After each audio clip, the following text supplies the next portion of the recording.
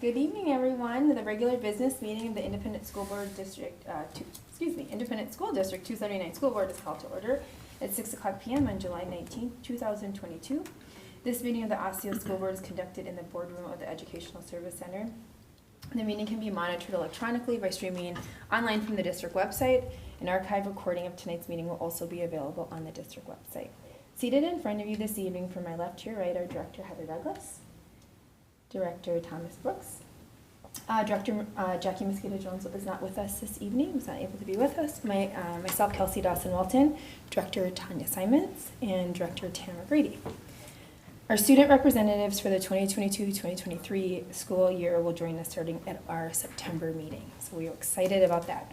Those of you who can, please stand for the Pledge of Allegiance, and Director Douglas, will you please lead us? I pledge allegiance to the flag of the United States of America and to the republic for which it stands, one nation, under God, indivisible, with liberty and justice for all. Board members, are there any additions to the agenda? Is there a motion to accept the agenda as presented? Okay, is there a second? Second. All right, motion by Director Grady, seconded by Director Simons to accept the agenda as printed. Is there any discussion? All in favor say aye. Aye. Opposed, nay. Motion passes 6-0. Okay, our next standing agenda item is our recognitions, and tonight we'll be recognizing 2 scholars, and I'll ask the board members and Superintendent Mcintyre to join me in the front of the board dais, and Coach Amanda Gentinick, will you please step to the speaker podium for introductions.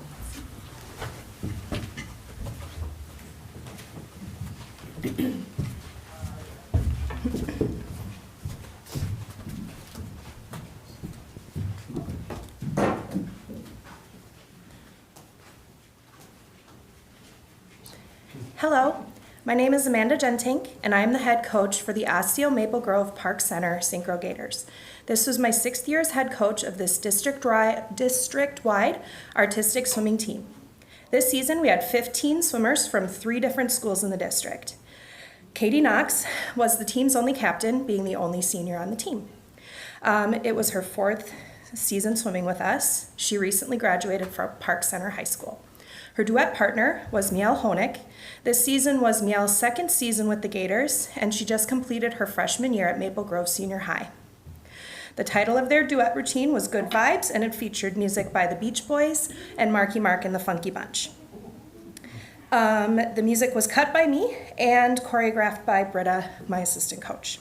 Throughout the season, Katie and Miel improved their performances at each meet, culminating with a 1st place finish at our section meet and a 3rd place finish at state. We were all so delighted to see them do so well after all of their hard work. I would like to present Miel Honig and Katie Knox.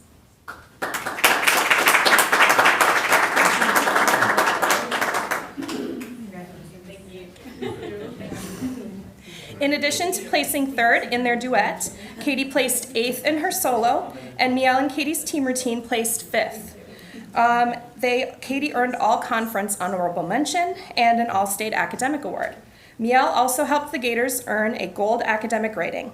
Katie will be starting at St. Catherine University this fall, majoring in chemistry, and Miel will be a sophomore this fall at Maple Grove Senior High and will be taking over for Katie as one of our captains next season. Congratulations, Gators.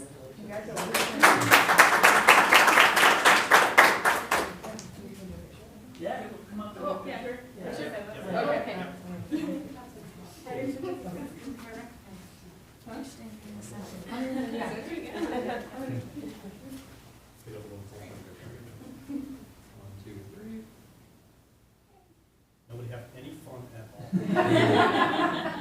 All right, thank you very much. Yay!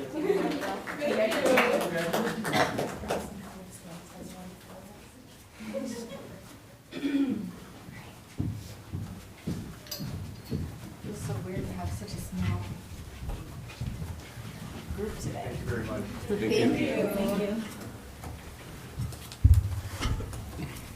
Now that everyone's leaving, but what I learned when I was just talking to them is that the synchronized swimmers are from all 3 of our schools, which is really cool. Yeah. Yeah.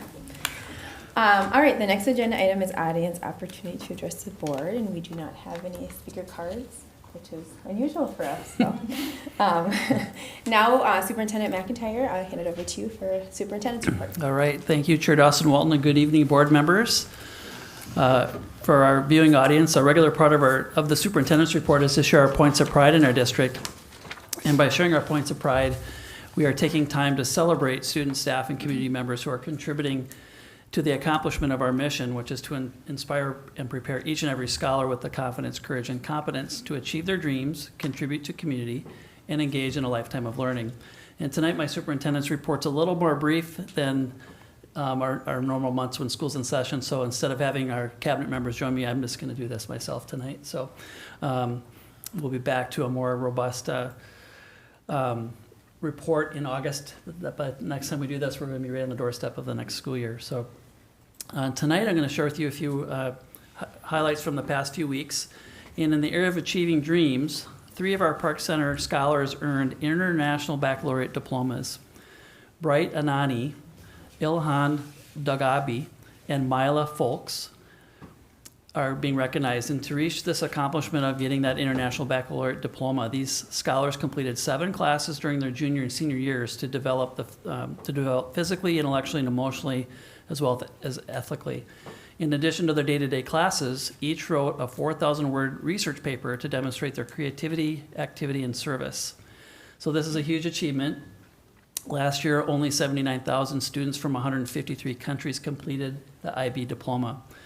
Leading universities around the world consider the IB diploma excellent academic preparation, so we're very proud of our graduates.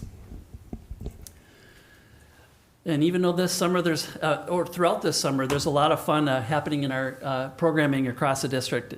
A little bit happened before the 4th of July break, and then now the week after the 4th of July week, we continue additional programming. And we have scholars continuing their work on their reading and math skills. A number of scholars have also jumped in the opportunity being offered to them to focus on their wellness and learn about new culture or language. An exciting component of these many summer programs includes field trips that are part of the experience.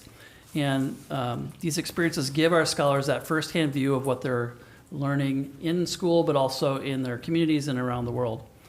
Also, a core focus of all of our programs this year has been scholar mental health. So I just want to take a moment to say thank you to our families for joining us this summer and along with our school and district teams for working hard to make all these different programs come to life. In the area of contributing to community, Garden City Elementary finished the year with a great community event that we want to make sure we recognized. The school held a multicultural family night to celebrate their cultural diversity in their school community. And for many, this was an opportunity to celebrate culture while learning about others through food, activities, and stories. Lots of those participating said it was an evening of fun and learning. And second grader Gabriela Alvarado shared that her quote was, it's about learning about countries and about learning about yourself. More than 320 family members came to the event, so we're very pleased that was a successful event for Garden City. As many of you have been a part of, our school board and our district and site leadership teams have been putting in a lot of steps recently. I think Director Simons and Director Douglas may have set a new record for steps at the Maple Grove Parade. But over the last 2 months, we've been participating in Brooklyn Park's Tater Days Parade, the Rock and Rogers Days Parade, and recently the Maple Grove Days Parade. And our next parade that we plan to join in is the Osseo Lions Roar Parade on September 10th. So thanks to board members and our district and site leaders for participating. It's been nice to get back to doing those events. In our area of mission-driven employees, Birch Grove Elementary School art teacher Cory Brown was recently featured on WCCO for the art exchange boxes her and 2 of her colleagues have helped create, and they started in 2020. The redesigned old newspaper stands bring free art supplies, from painting kits to drawing kits to collage kits, to our scholars in our community. And the art exchange boxes currently reside at Birch Grove and also at Palmer Lake Elementary Schools. So make sure to visit our district Facebook page for more on this great story. It was a wonderful CCO story here, I think this last week. Just a few reminders lastly as I wrap up my report. District calendar and other events. So families, please make sure to visit the district website and fill out some important forms that are each year we need to have information for. Our online back-to-school forms process continues into the second year this year. So again, we've added in that online process for those who want to take advantage of that. Through this process, families complete emergency cards, family contact information updates, and photo military denial release forms, and many more. Also, the free and reduced price meal application can be filled out online. 2 important notes: the federal COVID-19 relief funds are not available this coming year, so meals will once again be fee-based. Also, if your scholar is approved for free or reduced price meals, they will also receive additional educational benefits like free or reduced fees for activities, free or reduced internet service at home, and more. And believe it or not, we're about a month away from the majority of our staff being back to our sites. So I wanted to mention that our first day of the 22-23 school year is Tuesday, September 6th. We're looking forward to seeing everyone, and our preparations for the school year have been happening all summer and are really beginning to ramp up. And last but not least, again, save the dates for our fall community informational meetings on building a better future. The board and the leadership team will share information and be able to answer referendum questions in person at Osseo Senior High on September 20th, Park Center on October 4th, and Maple Grove Senior High on October 18th. And I'll add in as well, on August 23rd, we have our community meeting on emergency preparedness and response at Park Center. Similar to the spring meetings, the informational portion of these kind of meetings will be streamed online for those who cannot attend in person. So Chair Dawson Walton, that concludes my superintendent's report this evening. Thank you. All right, thank you. All right, our next agenda item is school board reports. Director Douglas, you have a reporter update. I do not. All right, Director Brooks. No reports. All right, Director Simon. I don't have a report. However, I do want to mention that the Reading is Fun 5K takes place on Saturday, August 6th. And you can register online. You can also walk up and register on the day of. So be sure to consider to participate in that. If you go to the district279foundation.org, you can sign up, or you can also volunteer. I think they're still looking for volunteers to help out that day. It's super fun to participate and to volunteer. So highly encourage folks to participate. And then one more thing from our communities, there's going to be a lot of different back-to-school supply organizations going on. I know in Maple Grove, I'm forgetting the name of the organization. Begins with a C. Cross, yes, thank you. Cross is going to be doing one. In Brooklyn Park, Honored to Help is doing one. I know there's others, so just start watching for that in your communities as school supplies begin to be gathered and tend to be distributed later in August. So look for that too, and please participate in that. So thank you. Thank you. Director Grady. No reports tonight. Okay. I don't have any committee reports. AMSD won't start again until next month. But I will share a report of the board's closed session for the annual review of the superintendent. Our school board, ISD 279 school board, completed the annual evaluation of Superintendent Cory Mcintyre for the 2021-2022 school year. All 6 school board members fully participated in the evaluation. And the evaluation focused on the completion of goals negotiated between Superintendent Mcintyre and the school board. The school board determined Superintendent Mcintyre's performance meets or exceeds in every evaluation goal area, and as a board we recognize there's been a lot of movement around the strategic directions, which has been really energizing, and I know we're going to hear a little bit about that tonight, and are looking forward to the continued operationalization of the strategic plan, and we do remain confident in Superintendent Mcintyre's leadership and ability to carry the strategic vision forward throughout the district at all levels, with an emphasized focus on the results and data, both qualitative and quantitative, to support where there has been positive impact on the daily lives, lived experience of our scholars.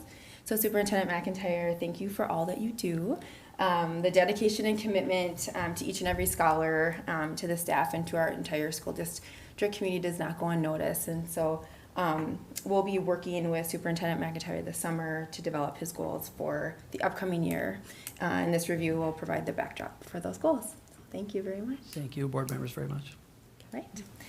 Our presentation this evening is a strategic planning roadmap update shared by Superintendent Mcintyre and Brian Bass, Assistant Superintendent of Equity and Achievement. So as Brian's coming to the podium, I'm going to try not to take anything he's going to share, but our goal tonight was to give you a very high overview of what's kind of to come. as a board, you've set our trajectory with the strategic plan, and we're getting into being able to come back to you with the operational details of that. But before we get into that in August, we wanted to just give you one last kind of how everything ties together, so as the pieces come forward, you have a framework to work from. So with that, I'll turn over to Dr. Bass to share with you the update. Thank you. All right, good evening, Chair Dawson-Walton, members of the board, Superintendent Mcintyre. Thank you for this opportunity to share a high-level update on the strategic plan. So our outcomes for this presentation is to share with board members progress on our operationalizing the strategic plan, to share the through lines of the 5 strategic directions, examples of our high priority initiatives for school year 2022-2023, and then the role of our vision cards in progress monitoring. So we began the work with collecting input from our community to establish what we want for the desired daily experience for our students, staff, and families. And we have a document here in this slide that shows the great work of our strategic planning process. This product is sort of the aspirational guide for the next 3 years. It has our mission, vision, core values, and our 5 strategic directions. Those 5 strategic directions serve as through lines from the district's 3-year plan to the department 3-year plan to our school insights 3-year plans that will be developed later this fall. And then our vision cards help us progress monitor the results of our efforts in doing high priority work in each of these strategic directions. So we'll get into more of what that looks like visually and examples of that as we proceed in the presentation.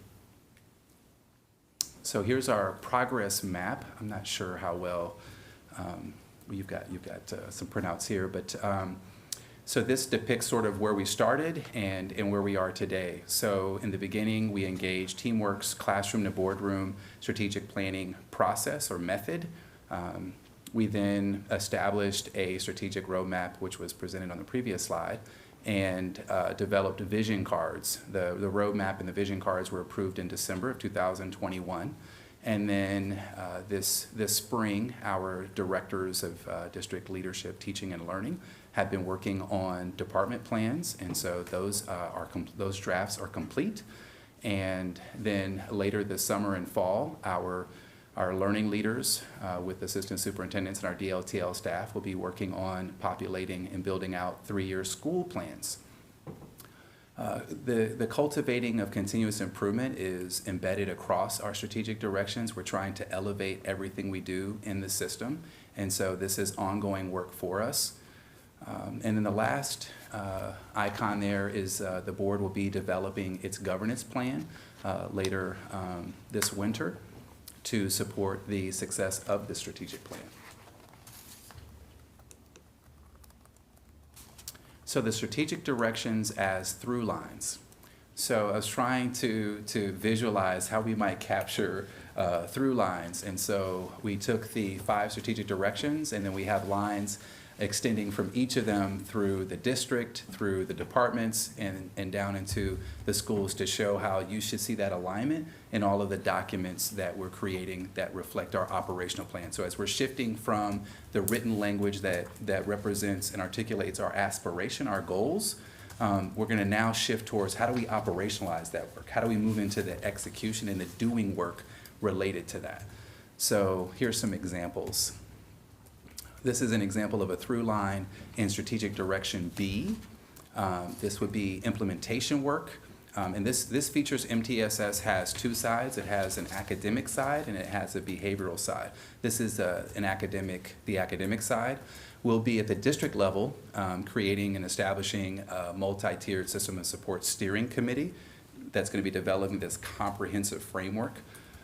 There's the department level work where our 3 departments, Learning and Achievement, Department of Educational Equity, and the Department of Student Services will be working collaboratively to support leaders across the system in continuing our implementation of ATSIS, which is an intervention-based program for both reading and math to continue strengthening high-quality core instruction, K-12, via our program improvement process. And then at the secondary level, they're going to continue to engage in implementation work around grading for equity, standards-based grading. And the site level is left open at this point because our leaders will be working on that this fall. So here's an example of how a through line would take place from district, department, and site levels. So here's some examples of high priority initiatives from each of the strategic directions. So again, these are examples. We're going to go, as Superintendent Mcintyre said, we're going to go more in depth in the 3-year operational plan at the August 16th work session. So we'll be way more in depth. This is just high level, a couple of examples in each of the areas. So learning work in strategic direction A, create safe, welcoming and inclusive learning environments, is build a better future. Phase 2, it's facilities. We're doing a study on facilities. Implementation work looks like our multi-tiered systems and supports, developing a comprehensive framework for academic excellence and behavioral supports. And then the other piece of an example for implementation work is our digital learning for all, 279 online phase 3. So you may recall earlier this year we presented and included that the next phase for 279 online is to add the asynchronous online supplemental course options for students across the district. So that work is happening this year. Strategic Direction B, build and nurture a culture of achievement. Here are examples of high priority initiatives here. We have a program improvement process happening for English language arts, health, and science. So we'll be piloting curriculum materials in those areas. And then implementation work. So this is work that we piloted this year and are going to be implementing the pilots selected from our committees for elementary and 8th grade science, physics, and chemistry. And then we also, we had the DMG audit that provided some key findings for a review of our special education programming in the district. So we'll be in year 1 of establishing an action plan to address those findings. Strategic Direction C, promote inclusive participation of all of our communities. Some examples here. In learning work, we continue to research and identify communication strategies and best practices that allow us to reach all families and to ensure that that communication happens as close to side by side as possible. So we continue to do research in that area, so that's learning work for us. And then implementation work looks like year 1 of our district-wide communication plan. And then we've had APAC visit on 2 occasions, and so we have implementation work that's being prioritized, American Indian Education Program Improvement. So that work will be happening this year. Strategic Direction D, create a system of operational innovation. Here are the pieces of learning work. The example of learning work here is our sites are shifting from a 1-year school improvement plan to a 3-year operational plan. So that's learning work for our sites. And then implementation work is Build a Better Future Phase 1, our referendum. And then as we've seen in the news, this emergency preparedness and response is continuous improvement work, and we've strategically placed this here because we want to continue to update and refine our processes and procedures to ensure student safety. So this is really important work that we had some great conversations around. And then our last strategic direction, E, address, acknowledge, and reduce systemic disparities. Learning work here is the Center for Educational Leadership is a partnership between the University of Minnesota and the University of Washington. And they have established a comprehensive instructional leadership framework that has a track for principals, and that's called Instructional Leadership Academy, also known as ILA, and Principal Support Academy, which supports district leaders who support the success of principals as instructional leaders. So that will continue to be learning work for us. The remainder of our principals will go through the Instructional Leadership Academy this year, and then our district leadership staff will be finishing up their experience this fall. Implementation work in this area is our year one of vision cards, which is very exciting to see the cards actually come into establishing baseline data and being able to start to look at how our high priority initiatives are having impact in various ways across the strategic directions. So vision cards, progress monitoring. So just a few ways in which the vision cards support the strategic plan process. One, it allows us to progress monitor the evidence-based practices and high priority initiatives that are here. What is the impact of those initiatives? And it holds us accountable for results. And the last icon there, determine what leaves the system. As we begin to identify what's not working and hasn't been working, those potentially are items that are up for discussion in terms of what should leave the system if they're not contributing to increasing achievement for our scholars or improving upon our desired daily experience for our scholars. Our next steps for vision cards includes confirming our timeline for when we'll pull the data for each of the vision cards, to populate those vision cards with that data, and then to develop monitoring reports that we will then come back and present to you so that you're able to observe the impact of our initiatives and the work happening and operationalizing the strategic plan over the year, across the school year. So again, this was high level. Yeah, I'll just add a couple additional comments. So that last piece with monitoring reports, we're working on that one-year board calendar to plan those for the year so that you can anticipate when those vision cards will come forward, timing that up when we get the most recent data for those areas. So we're in the middle of finalizing that.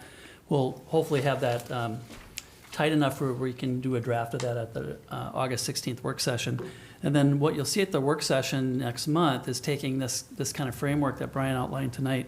You'll see the comprehensive district operational plans that the management team has come up with, and also see the examples of the department plans, so how that drills into more specific departmental work, and then the templates for the site improvement plan. So the high school, middle school, and elementary templates with a common format so that there's alignment to the work to drive this down to the classroom level. And you'll see kind of how we categorize what we're still learning and studying versus what's the implementation of this year. Our goal is to get to a 3-year cycle, which is reviewed annually and revised annually. And then what becomes standard work, but a number of our standard items, if they're not really making that 80% threshold that we're hoping for, then there's some continuous improvement efforts that we need to reboot or maybe move that back into an implementation phase. So it's getting this process really tight. We're going to learn a lot throughout the course of the year as we use these new models and alignment procedures. I know it's a lot on our buildings. It's a new format for our schools, but it'll create a tighter alignment to what you set in motion for us around the strategic plan. So everything else that's been happening, we're at a point now where we're being able to really kind of clearly articulate that operationalize what you've set as aspirations for us in that strategic plan. So we'll dig deeper into that in August. We're actually going to be at Rice Lake Elementary for that work session so you can see the new remodel there.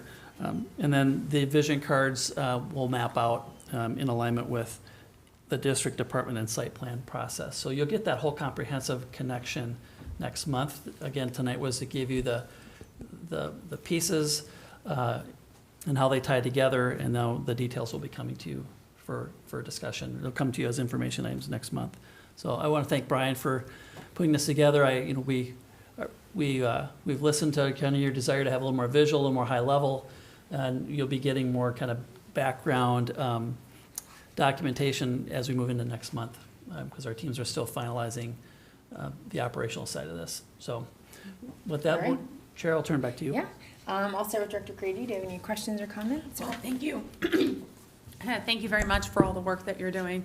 Now, I understand how complicated this is and the templates that you're building and trying to move it through the entire process, because we have 30 buildings and it needs to be uniform. And so I just wanted to know, so that our families and students can hear the impact that they need to see beyond the planning that we want to see. Is when do you think that they might notice the impact of this kind of strategic plan in their daily lived experience?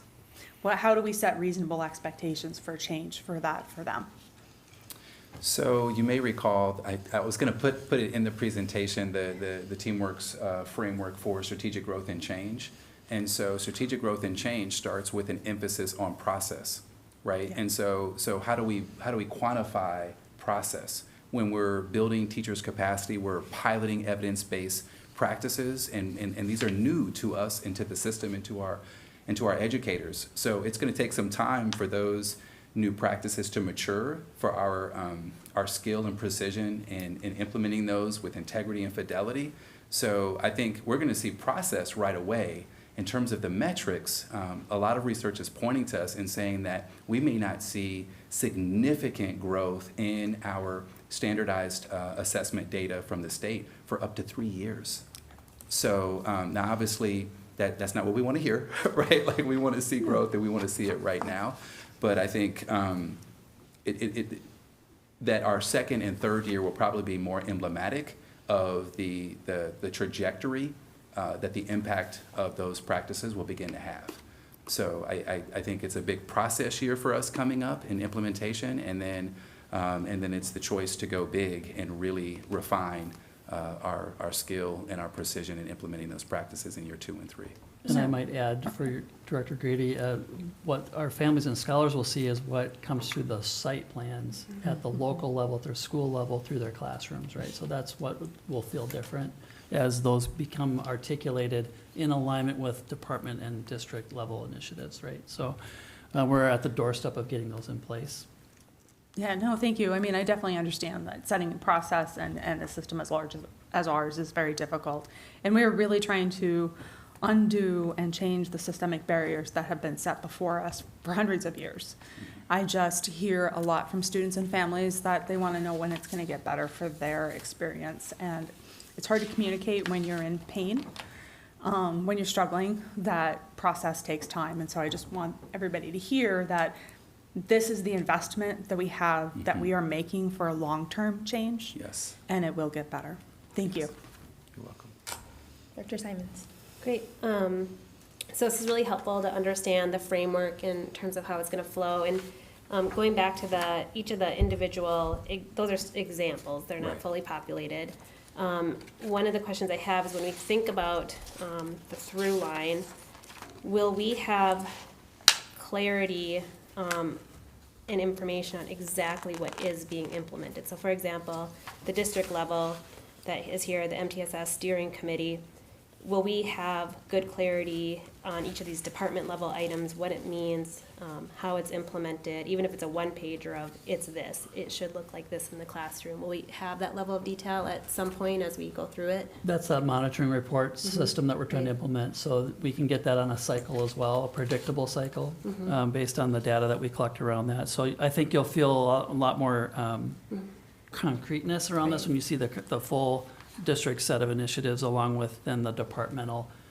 There's a number of things too that might live in departments that are in addition to the district highest priority items, right? And like Brian said, this year is transitioning to how does that live then in the site, in the schools themselves, and the site plans in alignment. And that work is still coming once our staff are back. But I think the monitoring reports bring them, that's our accountability and progress monitoring of the items that you'll see in August.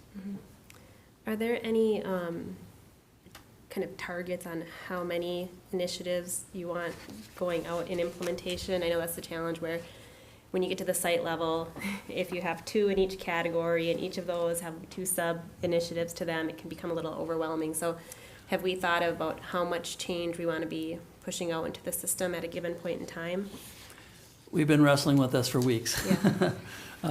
And we're still kind of wrestling with that. You'll see that in August, as we always balance what's the capacity that we have versus what we aspire to be different with, right? And that's a tension that we feel all the time. We didn't set any quota. Okay. We just took a look at what is our system needing, what surfaces to the highest level. So on any given year, we might have a little bit more in one area or in a different area, depending on what the needs of the system are. So it may not always be completely balanced, right? We definitely have items, especially in implementation and learning work. for sure. What we see is because of the last 2.5, 3 years, we talked a lot about this today, that COVID-19 preparedness and response effect slowed down being able to move things to standard work and really embed it. So we're going to be light on that standard work column. We have a lot of things still in implementation or learning, but maybe with a little more normalcy, whatever that is anymore. You'll see things moving through from learning to implementation and standard. Some initiatives may take multiple years. Sometimes it could be months, sometimes it could be years, depending on the scope of it. So that's what those monitoring reports will do for the board, is give you updates on what's our progress, how quickly are we able to move through that. For example, and I know Director Douglas is on our kayak team, we have a lot of large curriculum adoptions coming forward. We're tackling multiple ones just in this year with learning work. One alone's big. We have ELA, social studies, health, and science coming in at the same time. You know, those are wonderful opportunities to really have impact on instruction in our academic results. So that's one example that you'll hear more about next month, in addition to what you saw from Dr. Bass tonight. Superintendent McIntyre, if I could add, I think the exciting thing about the tool that's been developed to represent the operational planning for the site leaders is that it reflects strategic growth and change. So it has learning work, it has implementation work and standard work, and then they're placing items across the 3 years that address your very concern about capacity, right? What can we do well and with quality year one? And then those things that we can't get to this year, guess what? We get to place those in year two, and guess what? We get to place those other things in year three. So I think the structure lends itself to providing leaders with that opportunity to address what we're ready for this year versus the following year. And it's exciting.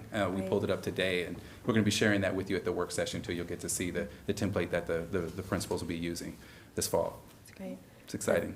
That's great. And on that point, talking about that feedback, the visual makes it look like it's very tops down, pushed out.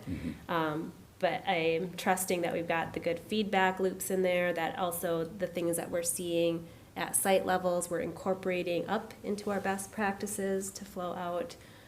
So the visual looks very one-directional, but based on how you've described it, it's very collaborative. There's a lot of input from the sites, right? Is that correct? Right. So these are your strategic directions, yes, right, for the district, right? And so there's work that they're doing that aligns beautifully, and there's other work that's learning, implementation, and standard work at their sites that help them live and breathe the culture and their unique, right, mission as a site, as we have some magnet schools that are out there as well.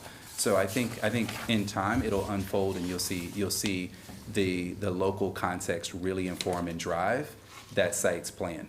Right. Well, and maybe what I'm getting at is when we get the monitoring reports, is we know if something's working or not working. We know where it's working better than other places, and we can incorporate that feedback as why might the implementation be working well in one place, but maybe not as well in another place at another site. So I think that's where we'll probably see that. We're with you on that. When you think, when we talk standard work, you know, are we at that 80% threshold? Well, that could be within a school, could be within a level, you know, with 17 elementaries, or the whole district, right? So that variability we've talked a lot about, with some tighter alignment, reducing some of that variability and focus, increased focus. So I think you'll be pleased with kind of the efforts to have tighter alignment and focus when you see the work coming. Right. Yeah. Right. Two final quick comments. So love the determining what leaves the system. We definitely need to retire what's not working, make room for the capacity for the things that do work. And then and in terms of like when we see the results, as part of the monitoring reports, I'm guessing we'll have some early indicators that we know, again, like if we're on track or off track early to take corrective action. Yeah, I think what we'll see, and I don't know, Brian, you were going to say this, but the nice thing about our vision cards is as we have experience with them, you know, we have the opportunity to adjust and modify those if we're not getting the feedback that we need, or the timeliness of that feedback too, right? The timing of certain types of data that we collect. So I think there's going to be, after year one, some learning and adjusting to just refine it even more. Right, and to that point, this is our new process, but it's not that we've never done new things, and we've had continuous improvement on the district's work and plans and strategies for many, many years. So while this is new, it's not the first time that we're ever doing good work or continuously improving the work in our system. Yeah. So, Great point. yeah, great, thank you. Dr. Brooks? Just really quick, when will we be able to see the implementation plan for the special education priority that's listed? That action plan. So we are working on developing the process to map out that action plan. So I would imagine by spring, we'll have the action plan completed. So, and we'd be happy to share. It may be sooner than that, but we have to wait for staff to return, for teachers to be able to participate in that process. So we'll continue to give kind of those updates. We're looking at what is the best option to try to expedite that work and make sure we have staff involvement, teacher involvement in the development of the action steps. It's critical we have staff involved in that process, so we have to wait for them to return. We have the framework, but the action planning committee will need to represent all of our sites, and we'll begin that once they're back. So we'll keep updating you on kind of where we're at with that and how quickly they can get through their work and setting out. I think it's gonna be a multi-year plan, honestly. Year 1, year 2, maybe a year 3, as we begin to unpack that those findings and then turn those into actionable, tangible, concrete things that we can do. So that work's going to start up again in the fall. Thank you. And then just the last one, promote inclusive participation of all of our communities. It's not listed as a priority, but I do believe that we can make some progress on this with additional investment in our FACE team. And so I don't know if that's been discussed or is in planning, but just wanted to mention that I would like to see their capacity increase so that they can be able to do some of the work that we've been talking about for so long.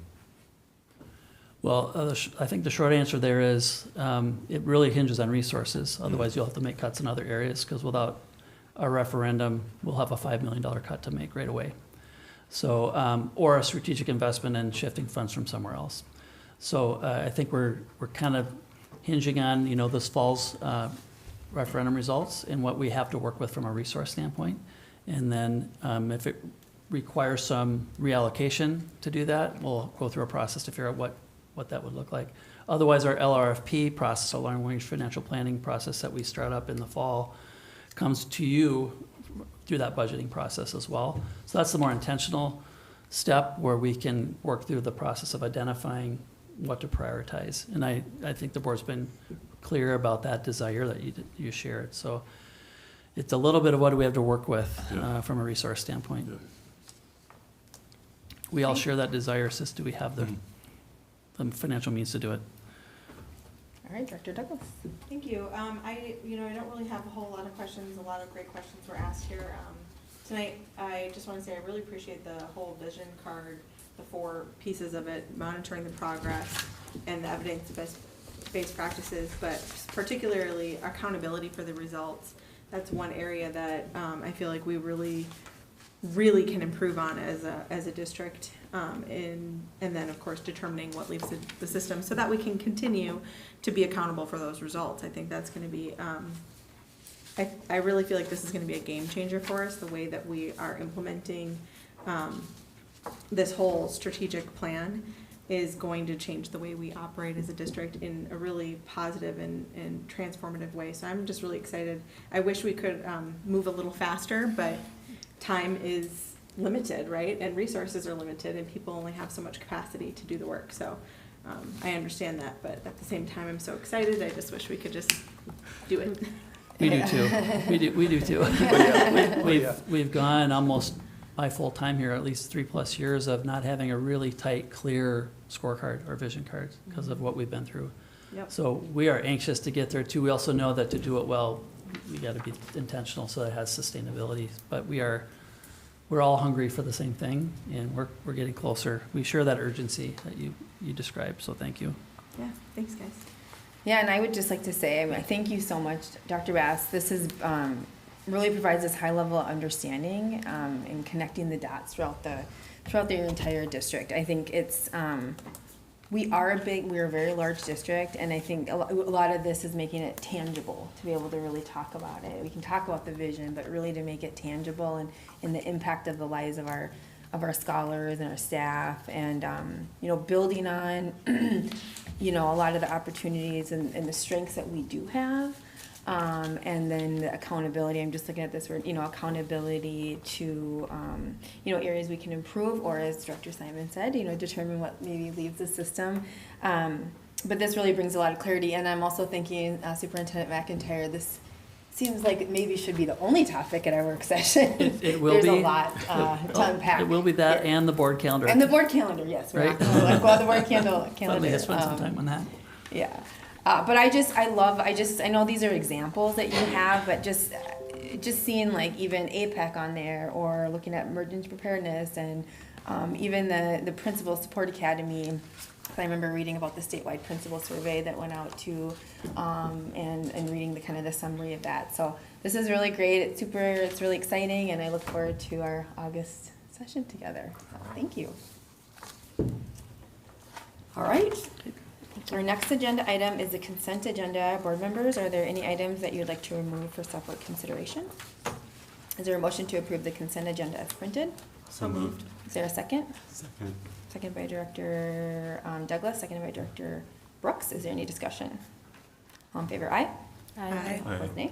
Motion passes 6-0. All right, our first action item this evening is a recommendation of the approval of the Tenure Long-Term Facilities Maintenance Plan. Information will be shared by John Morstead, Executive Director of Finance and Operations, and Dale Carlstrom, Director of Facilities and Transportation Operations.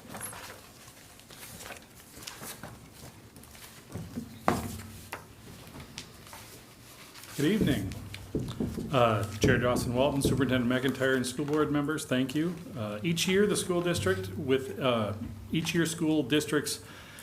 a long-term facility maintenance program are required by the Minnesota Department of Education to submit a 10-year LTFM plan. This plan must include 3 components: a spreadsheet that summarizes the planned expenditures for the next 10 years, spreadsheet that summarizes planned revenue for the next 10 years, and a statement of assurances signed by the superintendent stating that we're following all the necessary guidelines outlined in the statutes. So tonight we're going to give a very brief background on the 10-year planning process and preview some of the elements of the final documents that we're going to ask you to approve. I'm going to turn it over to Dale Carlstrom, the Director of Facilities and Transportation Operations, who will walk us through some of the projects included in each of these 3 processes outlined here.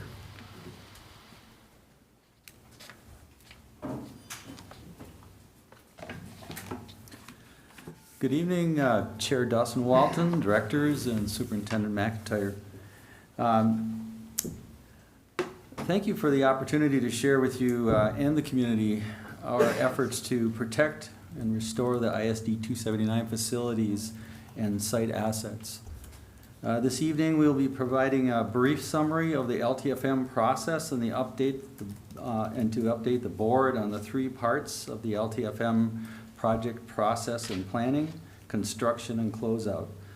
I'll discuss the closeout of 21-22, the construction startup that we're underway now in 22-23, and then the planning for 23-24. For 21-22, we've completed $23 million in deferred maintenance projects on, and they're all on budget. These projects include $16 million in major projects and $8 million in categorical building and site projects. We're able to add $1.5 million in additional categorical projects with LTFM savings in the bond reserve from the beginning of the 10-year plan that started in FY 2019. Our LTFM financial plan further reflects these past savings. As of the end of the fiscal 2022, we have substantially completed 5 major projects, which include Phase 2 of Osseo Senior High School renovations that focused on mechanical, electrical, plumbing, and finishes in the 3-story wing. Phase 2 of the Birch Grove comprehensive renovation to mechanical, electrical, and plumbing and finishes. and Phase 2 of the Fair Oaks comprehensive renovation of mechanical, electrical, plumbing, and finishes. We have site improvements at Osseo Senior High tennis courts and Maple Grove's stadium turf replacement. In addition, we did categorical improvements such as paving, roofing, fire safety, and fire safety equipment replacement. These categorical deferred maintenance projects touch most of our facilities and are an integral part of our 10-year facilities restoration plan. Currently, we have lit LTFM projects totaling $24.7 million for the 22-23 construction year. In the fall of 2021, we began the planning and design development for 5 major projects. 4 projects are currently underway with work scheduled through the end of August. Osseo Senior High Phase 3 scheduled for completion by the middle of late August. Palmer Lake Elementary Phase 1 scheduled for completion in mid-August. And Park Center Senior High locker team room renovations will start in February and work through the spring and summer till completion. Rice Lake and Elm Creek Elementary's air handling unit replacement will be completed in August. And Osseo Senior High Stadium renovations Phase 1 with replacement of the turf, field lighting, visitor bleachers, and the scoreboard will be scheduled for completion in mid-August. Every summer construction season, we schedule many categorical projects that help maintain and restore the component parts of the facilities and sites. An example of some of these projects are roof replacement at Park Center Senior High School for $2.5 million, exterior wall restorations at Brooklyn Middle School, Willow Lane, and Arborview, paving repairs district-wide for approximately $1.2 million, playground replacements totaling $600,000 at Fair Oaks, Edinbrook, and Basswood, flooring replacement at Maple Grove Senior High Phase 1 for $383,000, and painting district-wide. The LTFM Steering Committee has been working hard to prioritize the work of the summer 2023. Our budget from the 10-year LTFM plan is $25.4 million. And after review of the conditions of our facilities and the time and funding available, we have begun the planning phase for the following major projects. Palmer Lake Phase 2 is $3.59 million. Park Center Senior High School Locker Team Room Phase 2 is $3.55 million. Cedar Island Renovation Phase 1. Now, Cedar Island is a sister school to Fair Oaks and Birch Grove, and will get the same comprehensive renovation to the entire building over the summer of 23 and 24.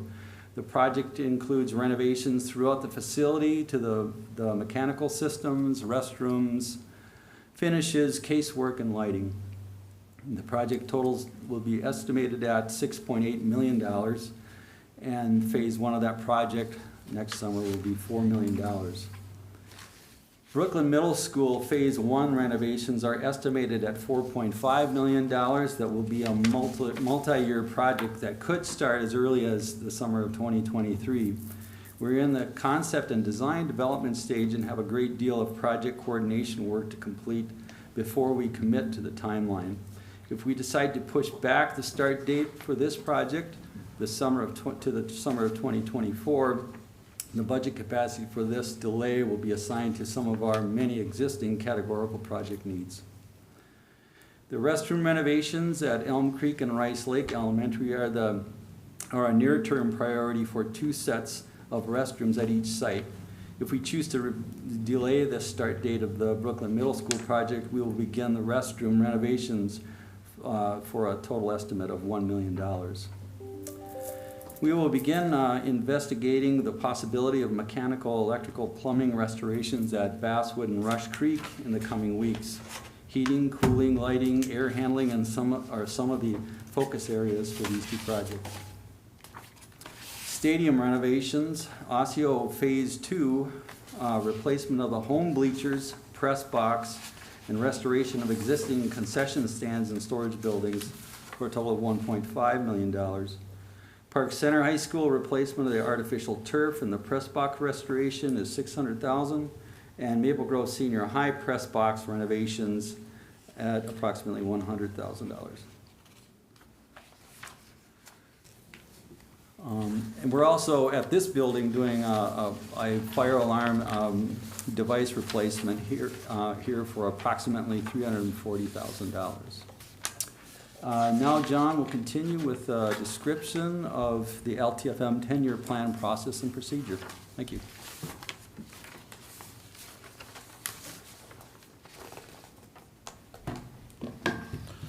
I just want to take a chance to thank Dale and his team. A lot of people don't necessarily understand the amount of time and effort that goes into what we try to pull off from the day school ends till the day school starts.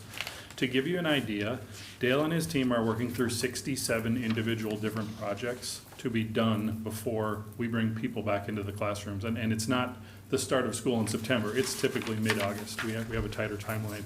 So teachers can get back into their classrooms, people can get, the buildings that we're really doing heavy maintenance on, we need to allow people to rebuild their classrooms back to where they were now that we've upgraded finishes and done those things. So just a big thank you to Dale and his team for pulling that off year after year and seeing through. With any construction project, there's lots of weird hiccups and things that come and go, and he tackles all of them with grace and just rolls right through and makes sure we're ready to go for the next fall. So thanks, Dale. The information Dale provided all gets rolled up to MDE in this snapshot that you're looking at here of the expenditure projection. It's a numbers thrown up on a plate type thing, but this is exactly the format that they would like us to give it to them. So I just want to make sure you see it for what you're actually approving. But the detail is in what the information that Dale provided. The second item here is the revenue 10-year revenue projection worksheet. The complete worksheet is included in the board packet. This form is tied directly to the 10-year expenditure sheet that Dale talked about, and it represents 3 different revenue streams that we utilize for our LTFM work and that the district anticipates doing over the next 10 years.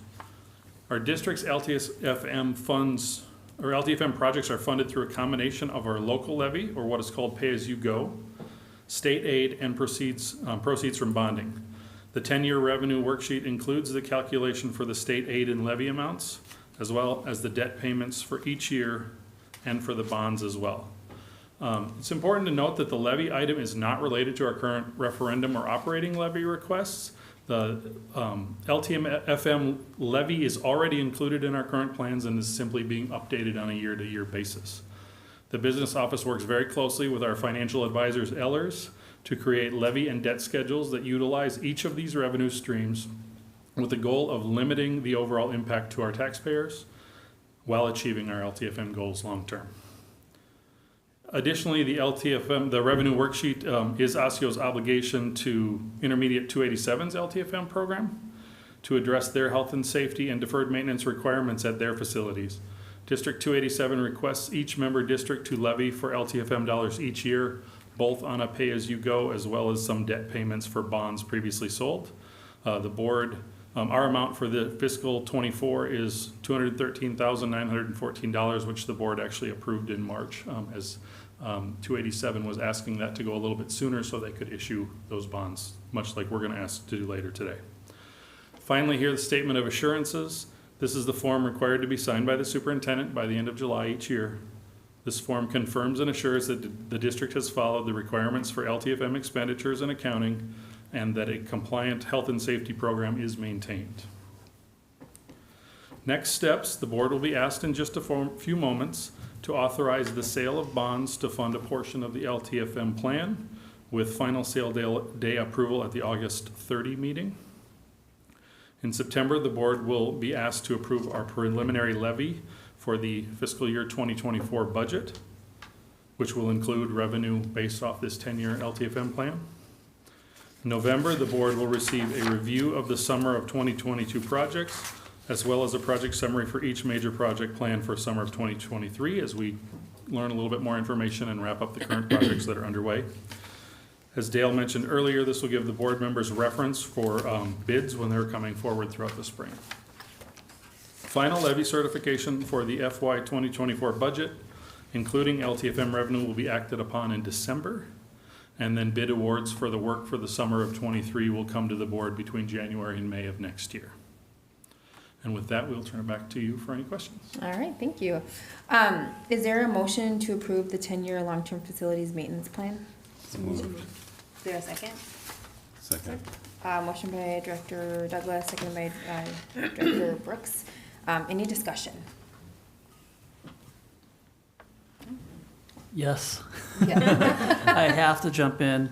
You just saw over $70 million of work in 3 years. And I want to stress what John said, on budget, actually using savings on projects to do additional projects and on time, despite cost of materials, despite supply chain issues, despite workforce shortages. So Dale, to you and your team, thank you very much for your amazing work. And I just, along those, and the intentionality, that we have a large district, and being able to be thoughtful about dispersing and doing the projects in a way that's equitable, it's really impressive. I think we've seen that through the time that we've been here. And I have pushed on these guys to bring back some photos and video of the completed projects so you can kind of see the fruits of all this hard work at a later meeting. So we'll look forward to that. That's our fall teaser for you. Nice, all right. Well, and you stole kind of the answers to my questions, which were about supply chain issues and budget. And so I look forward in November to hearing more in that review, just everything that got completed. It's exciting. That's great, yeah. All right, all in favor say aye. Aye. All opposed, nay. Motion passes 6-0. Next action item is authorization of general obligation facilities maintenance bond, and now information will be shared by John Morset, Executive Director of Finance and Operations, and Jody Zesba of Ellers, Inc. All right, thank you. So the next action item is related to the LTFM plan that you just approved. In order to make that plan happen, we have to issue bonds to cover the portion of the funding needed in the LTFM plan. Bond issuance is built into the 10-year plan and usually occurs every other year. I'd like to introduce Jody Zesba, our municipal advisor from Ellers, who will walk us through the bond. Thank you. Thank you, John. Good evening. So I'll make a few overall comments, and then I'll highlight some information included in our pre-sale report, and then finally I'm happy to answer any questions that you might have regarding the resolution that's before you tonight. So the long-term facilities maintenance program has been in place for about 25 years, so been around a long time. And as part of that program, you can finance certain state-approved deferred maintenance and health and safety projects, the ones that you saw in the plan that was just covered. And that does allow you to protect the investment that the taxpayers have made in your facilities and maintain a safe and healthy environment for your staff and students. So as John mentioned, these are different than the levies that are proposed as part of your referendum election this fall. Those will provide funding for your day-to-day operating costs and technology costs, so different than these deferred maintenance projects. Osseo does finance the projects in these programs with a combination of the three sources of revenue that John just mentioned, so your annual levies. You're fortunate to qualify for some state aid as part of this funding program. Lots of districts don't, but you do, so that's nice. And then the bond proceeds, which we issue the bonds every other year, and that's as approved by the state and allows you to save on costs of issuance so that you're not issuing bonds more frequently. So at Ellers, we do use a long-term planning model as part of this process to maintain a nice level tax rate for your debt and capital levies, and we'll look at that again in a little while. And we do update that plan each year as you take a look at updating your projects that you're financing. So with that, I will take a look at the information in the pre-sale report, and I'll just highlight a few items on each page. So this issue is expected to be $10,810,000. That will vary depending upon what we get as a premium on that bond issue. And so we've calculated an estimated premium in there. If we don't get a premium, you would need to authorize bonds at about $11,505,000. So you'll notice that the resolution that you have before you tonight does include that $11,505,000 so that you have sufficient funds to pay for your projects. We do have, if you look at the second to the bottom section there, we will have a call date on this bond issue, just like we do with all of your other bond issues, and that allows you to take a look at refinancing the bonds at the time that call date comes about, should interest rates be favorable at that time. And we've done lots of refunding bond issues for you over the years and taken advantage of lower rates. So want to be able to do that again with this issue. You will participate in the State Credit Enhancement Program as part of this issue. There's no cost to participate in the program. The state does guarantee the payment of your debt should you not be able to make the payments. And under that program, Moody's rating agency will give you a AA2 rating. It's one notch lower than your underlying rating, but still nice to have that in place. And on that same note, we will be going through the rating process again. This district has a very high bond rating at a AA1. There's only one category that's higher than that, and that's a AAA from Moody's. And only 3 districts in the entire state have that AAA rating. And those are Edina, Minnetonka, and Wayzata. So you are in good company just right behind those 3 districts. We will take competitive bids for the sale of your bonds and present those to you at that August 30th meeting. The next page describes the premium pricing structure, and we are expecting to get a premium on this bid, on these bonds. And then just know that, as always, we're reviewing your existing debt to make sure that if you have any refunding opportunities, we bring those to you, and we provide reports to the district twice a year, but we're always monitoring those. You've got a couple opportunities maybe next fall, but probably nothing before that time. So we'll continue to keep you updated on that. And then we are working in coordination with the district's bond attorney, Dorsey and Whitney. They are the firm that drafted the resolution that's before you tonight and the notice that's required to put in your legal paper. Bond Trust Services is the paying agent, and then Moody's is your rating agency that you'll be working with again. So next then is our time frame or schedule going forward. So tonight is the approval of the plan and the resolution authorizing the sale of bonds. All of that will get submitted to the Department of Education for their approval. We will prepare an official statement as part of the bond sale, and we'll review that with the district. We'll be distributing that, having the call with the rating agency, and then again on August 30th, we'll take the bids for the bonds and present those to you at your meeting that night. And then we're expected to close on the bonds on September 22nd, so that's when the district will have the money.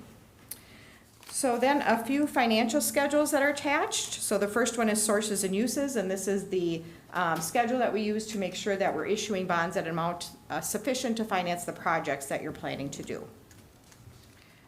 The second then is the detailed debt service schedule, and these are just the payments that will be made. So it's about roughly 11 years, so not a very long bond issue, so you'll pay it off relatively quickly.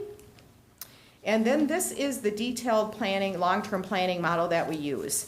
And I'll just point out a couple of things on this page. There's lots of numbers on the page, but in the end, what we're looking at is that far right-hand column to make sure that we have a nice level debt service, capital and debt service tax rate, or some declines to provide you with some flexibility to address projects in the future. So you can see our plan for the issuing bonds every other year. We, take a look at updating our assumptions and changing those amounts every year. So those do fluctuate, but these are our best estimates at this point in time for those bond issues going forward. And then finally, this is the chart where we bring it all together and show you how the tax rates will look. And again, having that nice level tax rate over time with some step downs in the future to provide you with some capacity to address future needs. There's also, if you notice there, the solid green color are your annual pay-as-you-go levies. So seeing that those portions of your bar charts are pretty significant in terms of the financing that they provide, again, that just allows us flexibility to be able to address any other debt needs that you might have going forward, because we can certainly shift the mix of bonds and levies to be able to still stay within this tax rate then that we have calculated for your debt and capital levies going forward. So that is everything I have to highlight as part of the pre-sale report. You do have the resolution before you, and I'm happy to answer any questions related to the pre-sale report or the resolution. All right, is there a motion to approve the authorization of general obligation facilities maintenance bond?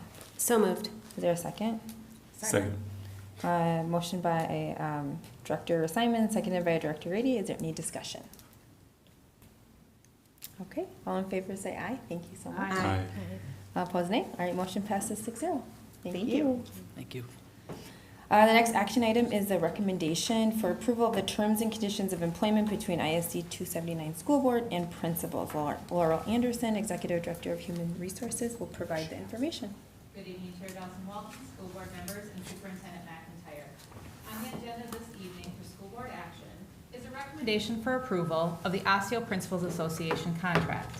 This employee group consists of 47 principals and assistant principals who provide leadership at our sites and system.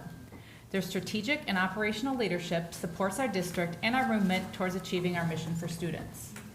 This contract expired on June 30th, 2021, and the new agreement contains language changes that reflect current district practices as well as additional provisions that serve to support our district mission and strategic priorities. School board members have had the opportunity to review the proposed changes to the provision contained in the terms and conditions, to ask questions, and to consider financial implications. Specific details of the contract changes are highlighted in the board memo included in your packet tonight. The new contract provisions fall within the financial parameters set by the board for the 2021-2023 contract term. It is the superintendent's and my recommendation that you approve the Osseo Principals Association contract presented to you this evening. Thank you. Is there a motion to approve the agreement on the terms and conditions of employment between the Independent School District 279 School Board and principals for the period of July 1st, 2021 through June 30th, 2023? So moved. Is there a second? Second. Okay, motion by Director Grady, seconded by Director Simons. Is there any discussion?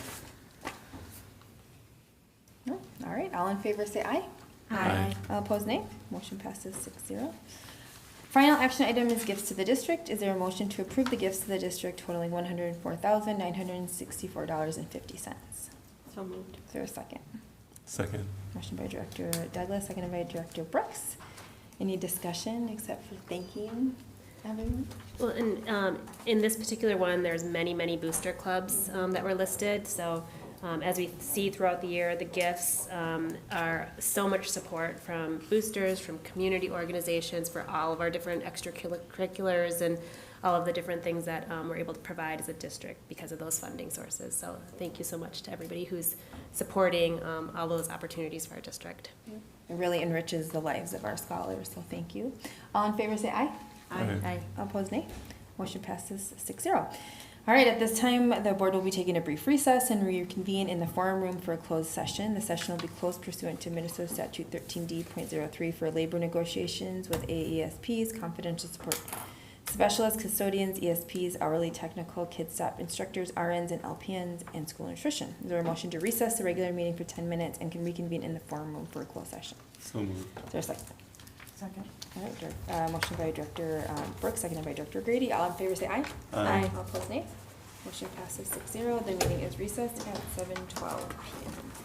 School board meeting will adjourn at the conclusion of the closed session.